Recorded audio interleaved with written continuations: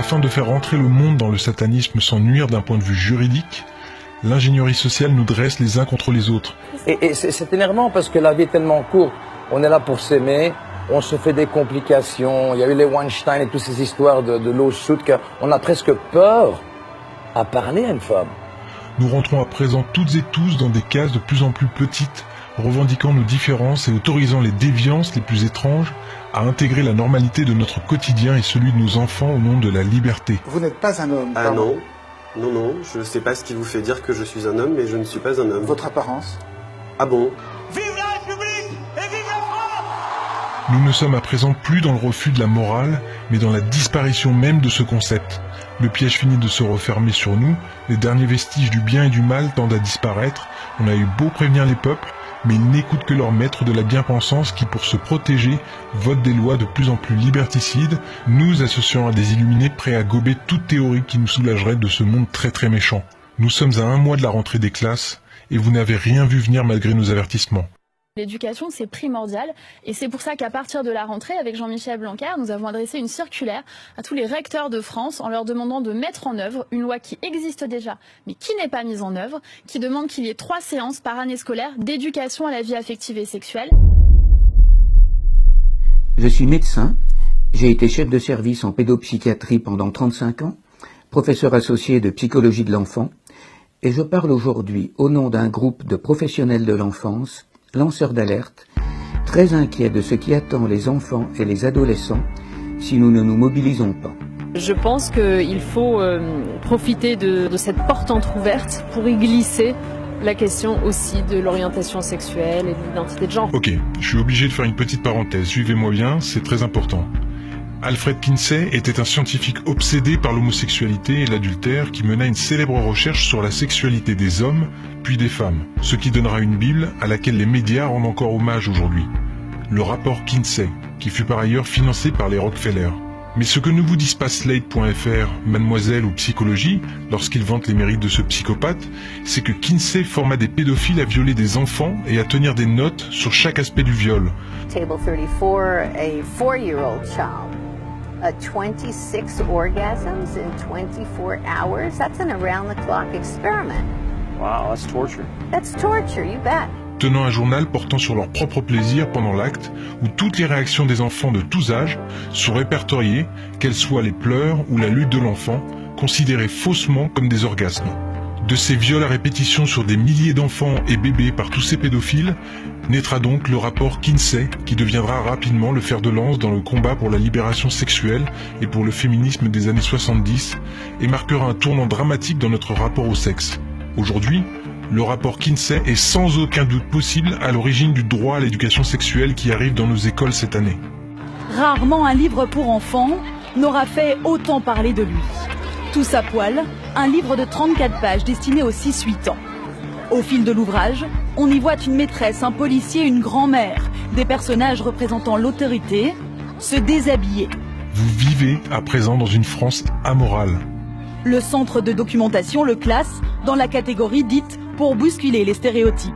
Et les stéréotypes, ça se déconstruit dès le plus jeune âge. Qu'on lutte contre les stéréotypes d'inégalité, oui. Qu'on inculque et qu'on déstabilise des enfants en expérimentant sur eux une théorie hasardeuse qui n'est pas scientifique, c'est grave. Et ce qui est encore plus grave, c'est qu'un ministre de la République cache aux Français ce soir, devant nous, la réalité de ce qui a été mis en œuvre. Et c'est notre devoir d'homme politique de prévenir les parents et de mettre fin à cela. Et gare à vous si vous n'emboîtez pas le pas de cette nouvelle ère qui démarre officiellement chez nous à la rentrée 2018. Gare à vous si vous n'acceptez pas que vos enfants de 4 ans reçoivent des cours d'éducation sexuelle.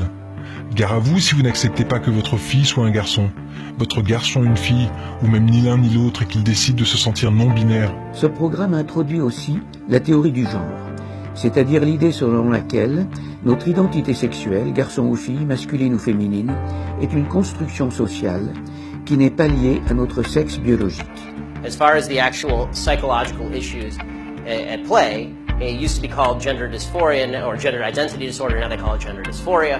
The idea that sex or gender are malleable is not true. Ah bah, il faut pas confondre identité de genre et expression de genre, sinon on va déjà mal partir. Alors, expliquez-moi. Je suis non-binaire, donc ni masculin ni féminin. Comment et je vous refuse qu'on me genre comme un homme. Comment vous définissez-vous?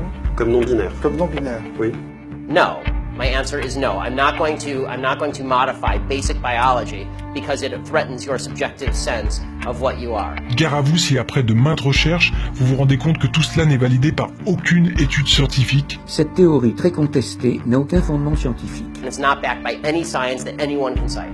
It is pure conjecture. Et je pense que la théorie du genre, qui nous vient des États-Unis, et les gens sont tellement prompts à être anti-américains habituellement que je suis toujours très étonné, qu'on puisse nous dire que la nature n'existe pas et que nous ne serions que des êtres de culture. On est les deux. On est naturellement un homme, naturellement une femme, et puis après on devient un homme et on devient une femme. Donc qu'on agisse sur les stéréotypes et qu'on évite évidemment le machisme et la phallocratie, je suis évidemment pour ça.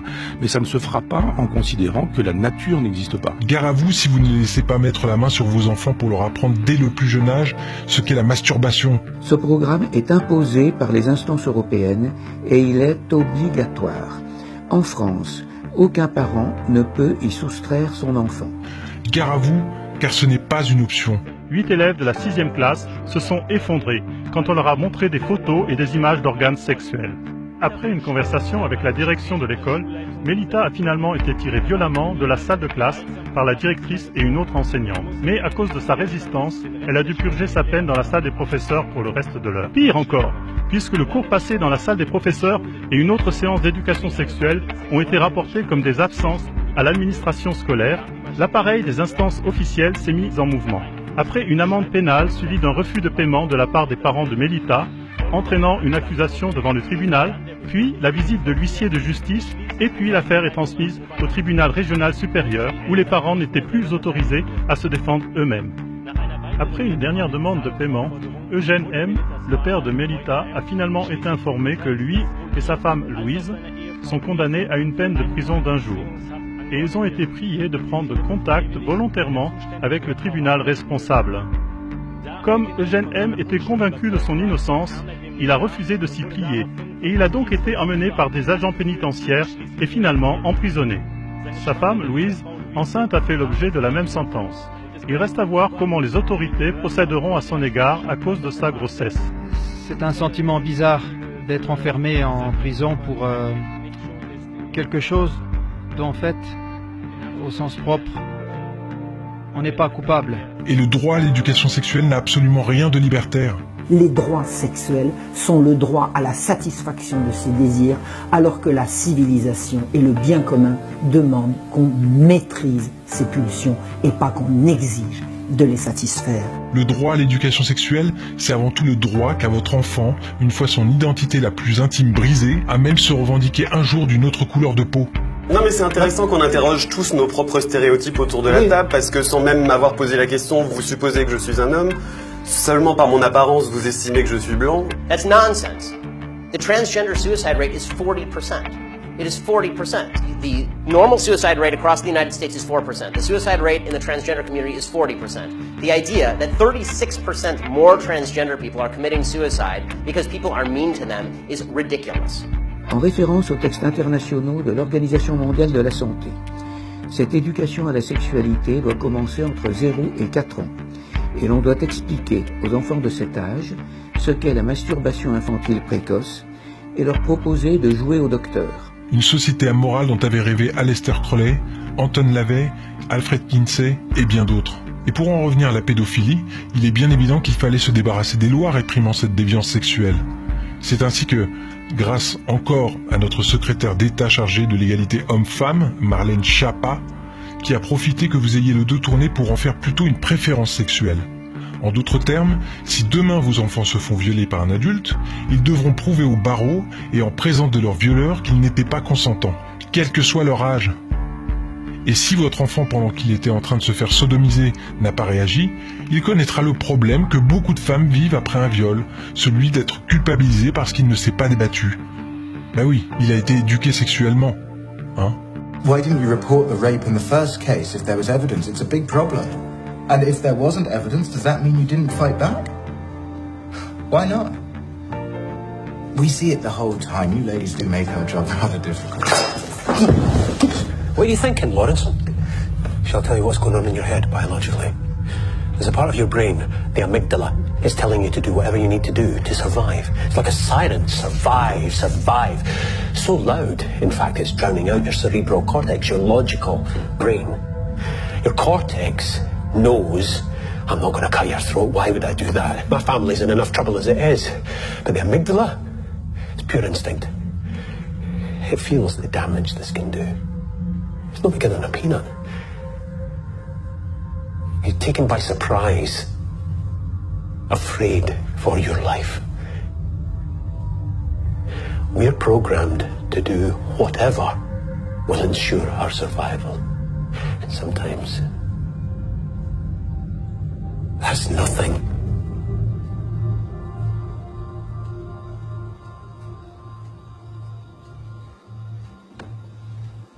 I think you've made your point.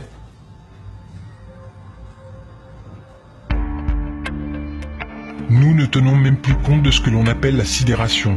Que direz-vous, sataniste lavéien, lorsque votre enfant se fera violer, puis le pédophile relaxé parce que finalement, le juge aura décrété qu'il n'y a pas eu, selon la loi, maltraitance puisque votre enfant était consentant? Cela dépasse-t-il votre philosophie amorale? Si oui, comptez-vous vous dresser contre votre propre philosophie? Ou direz-vous que du fait que ce soit légal, Anton Lavey l'aurait accepté? Et là je m'adresse à tout le monde.